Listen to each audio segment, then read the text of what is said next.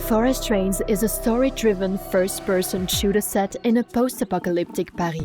You are going to explore, investigate, and survive in a city overtaken by the forests. It will set traps on your way, and the environment will react to your actions. It becomes even more dangerous at night. Also, some areas require special equipment.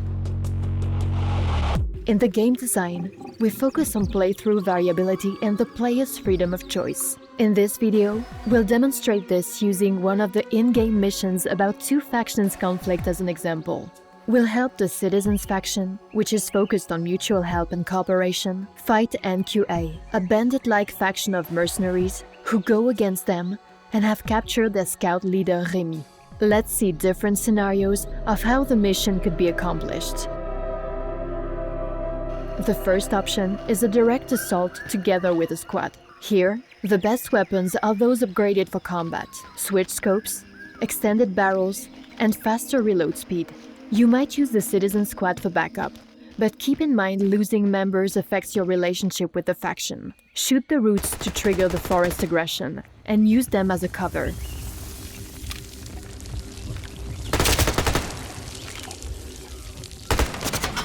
The enemy was hiding behind the root cover, so we fired up an exploding blister to force them out.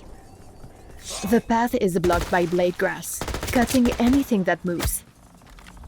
A tourniquet helps. That's why we attack from the flank. This helps us eliminate several enemies. You can't peek from cover. However, a bullet-reflecting bush can help you hit nearby targets.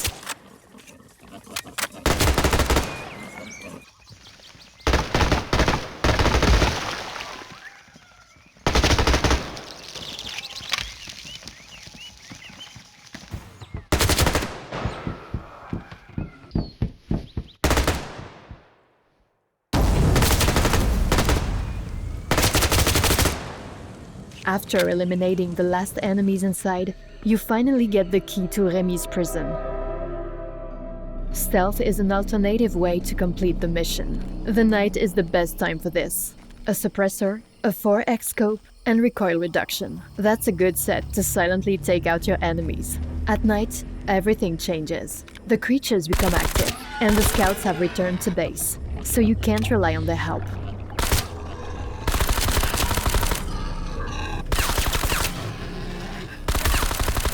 The NQA has also closed the gates, but with challenges, new opportunities arise too.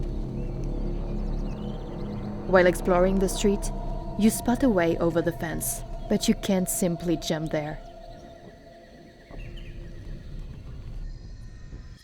Let's see how this rattlefern can help. You also can harvest a special nature-infused grenade from it, but after that, it grabs you and lifts you up, but if you hesitate, it'll explode. Voila! You use the plant as a springboard to the wall.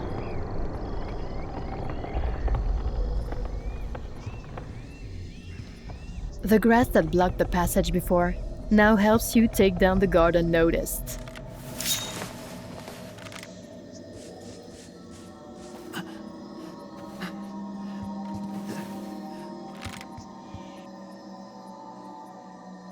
And your rattlefern grenade lets you silently eliminate targets from a distance.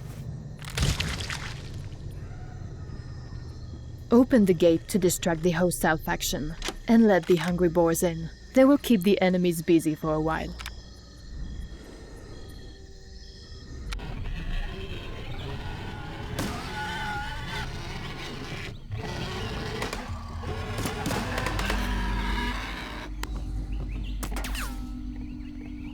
Trigger rattlefern to activate the trap and keep control over the ground floor.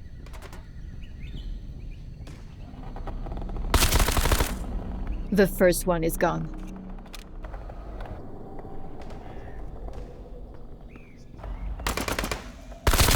And the second is gone too.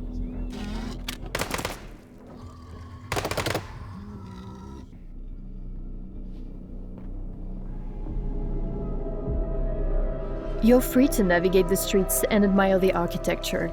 Climb into apartments to see their luxurious interiors, discover charming hidden yards without tourists, and experience the city from every angle, uncovering its backstory along the way. Exploration can be rewarding to open up new possibilities for you. A gas mask. You'll need it as soon as you enter the underground tunnel filled with toxic pollen. That tunnel leads to the NQA building's basement. Except for the hazardous pollen, packs of rats may become a serious problem in limited spaces.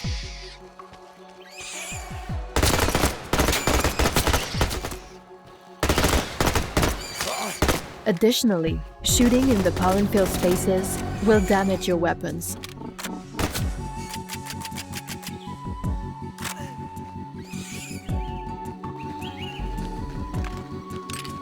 Use a ventilation system to release the pollen right onto the enemy heads, neutralizing them. Pollen disorients unprotected enemies, causing intoxication and altering consciousness. Kill or spare them, but remember, every choice shapes your path in the game. Now clear the area. The key is right there. Grab it and free Ring.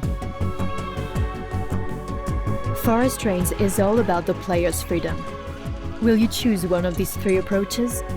Or come up with your own unique style? Let us know in the comments. We'd love to hear your feedback. Stay tuned, like, subscribe, and wishlist Forest Trains on Steam to keep track of all the game updates. Thanks for watching, and see you next time.